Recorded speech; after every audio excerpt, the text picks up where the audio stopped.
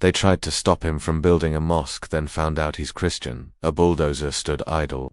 Men and women shouted across a dusty construction site. A black man in a hard hat calmly studied blueprints, while dozens of angry townspeople waved signs, "No mosque here. This isn't the Middle East. Keep our town Christian." But what none of them knew, what would shock the entire town, the news media, and even the mayor, was that this man wasn't Muslim at all.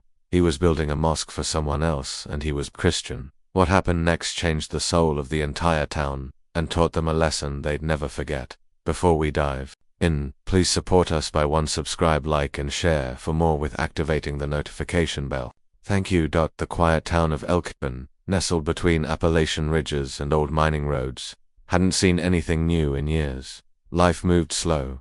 Church bells rang on Sundays. Everyone knew everyone.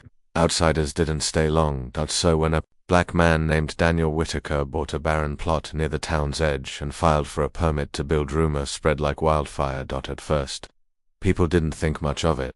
Some assumed he was just passing through. But then came the excavation, then the concrete foundation, then a large dome-shaped blueprint that leaked through town council emails. And that's when the rumors exploded. He's building a mosque. Is he trying to convert the children? They'll be praying on loudspeakers at all hours. Number 1 asked Daniel. Instead, the protests began.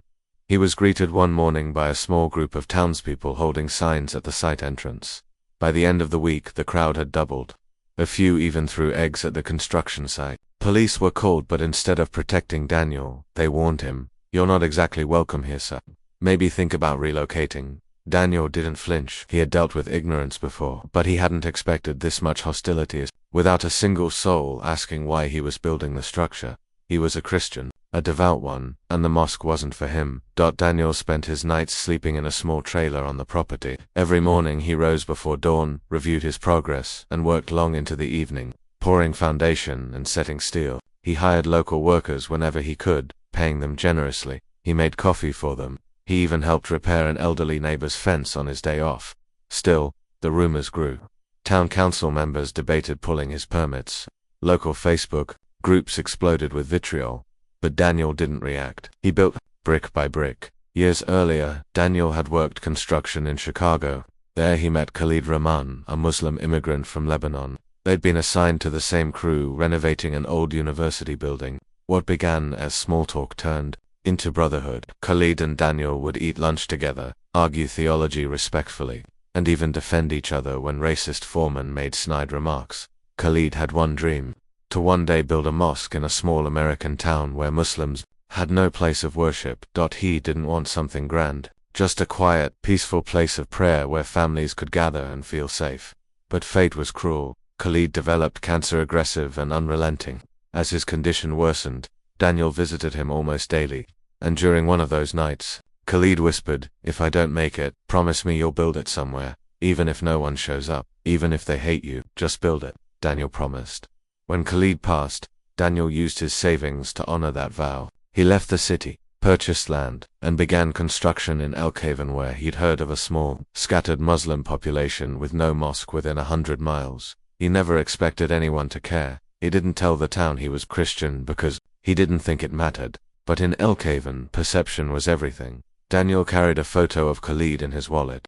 On tough days, when the crowd shouted insults or tried to block the entrance, he'd pull it out and whisper, "We're doing it, brother." That memory kept him going. Khalid's widow had written him a letter once, thanking him for being a real brother to her husband. He kept that too, folded in his Bible. By month 2 of construction, the protests grew louder and uglier. "Go back where you came from. This is a Christian town. You're not welcome here." The local church pastor, Reverend Harlan Gates, even denounced Daniel from the pulpit. "This man comes here to spread false religion. It's our duty to stop him." Daniel, calm as ever, kept working. He hired only local workers, paid them well, helped one man's son get a job, bought lunch for hungry teenagers who loitered by the site just to gawk. But still, the hatred came. One night, vandals broke in and spray-painted "Infidel Get Out" across the site's wall. The next day, Daniel showed up with buckets of paint and a broom. When a local reporter finally came to do a story, hoping to expose him as some radical preacher, she instead found a quiet man, holding a Bible, whispering a prayer. "Why are you building a mosque if you're not Muslim?" she asked. Daniel smiled. Because my best friend asked me to, and love doesn't stop at religion. That quote hit the paper and changed everything. Daniel started receiving letters, some hateful, some apologetic. One child sent a crayon drawing of a smiling mosque with a heart around it. Daniel framed it in the trailer. He began holding small talks with those curious enough to visit, explaining who Khalid was and why this mattered.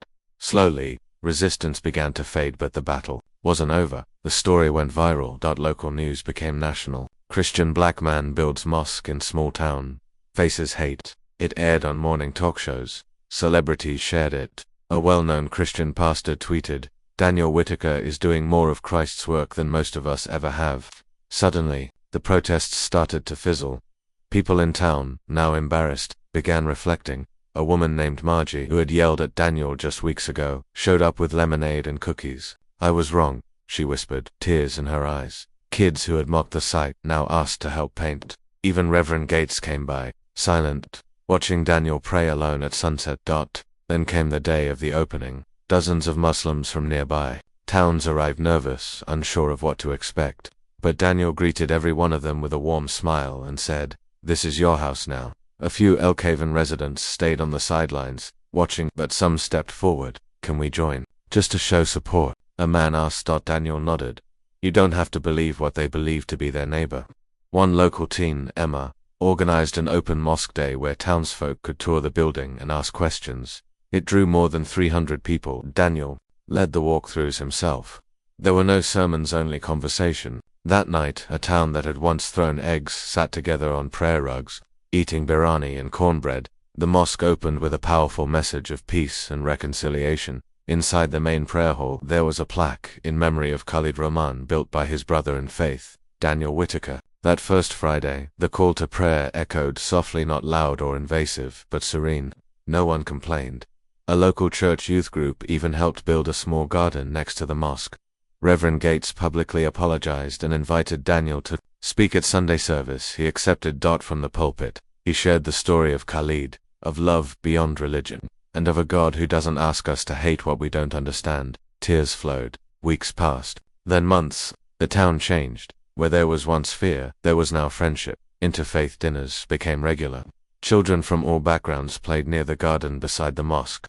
And Daniel, who never asked for credit, he kept working this time, helping others build. One morning, a young boy asked him, "Mr. Whitaker, are you a pastor?" Daniel chuckled. "No, son. I'm just someone who keeps promises." Daniel eventually started a small community center nearby, dedicated to learning. He named it The Bridge. Inside were books, crafts, kids, art, and even a quiet corner for anyone to pray, however they chose. Schools sent field trips, churches volunteered, and the once divided town became a model of unity for the nation. In a world so quick to judge by color, by faith, or by fear, we forget that one act of love, one man with quiet strength, can change everything. Daniel didn't just build a mosque, he built a bridge.